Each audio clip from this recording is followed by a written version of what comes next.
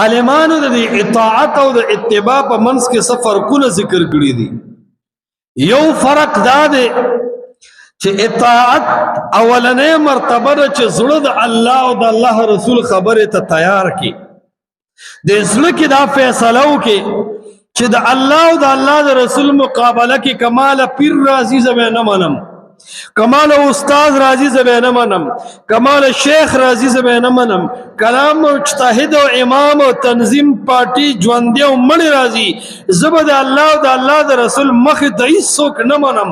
زړه کې د تړونو کو دې تړون ته وایي اطاعت، او بیا به هر جون کې عملي طور هغه خپل کې دې ته وایي اتباع.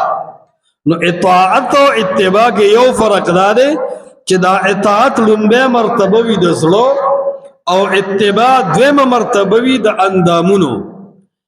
اتباع اطاعت په اطاعت کې د زړه د جذبې لحاظ وي په اطاعت کې، او په اتباع کې د اندامونو د جذبې هغه تعلق وي ورسره.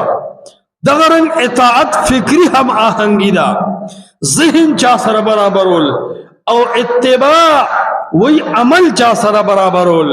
نو زمونږ او د مسلمانانو با اطاعت او اتباع دواړه د الله او د الله د رسول صلی الله علیه وسلم.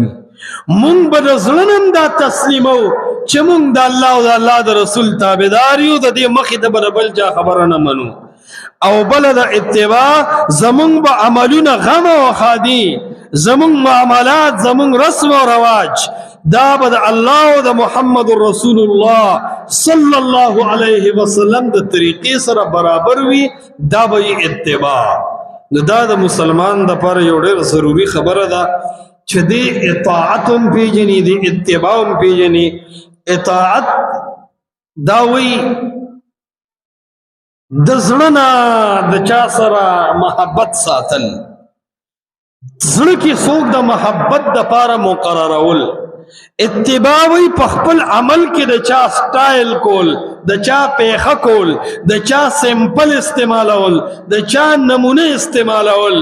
نو مونږ به اتباع او اطاعت دواړه د الله او د الله د رسول کوو. د زړه کې به زمونږه الله سره ډېر لوی محبت وي، د زړه کې به زمونږ محمد رسول الله صلی الله علیه وسلم سره ډېر لوی محبت وي.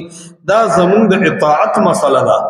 بل زمون عملونه به د محمد رسول الله صلی الله علیه وسلم په طریقه باندې برابري، دا د زمون د اتباع مسله.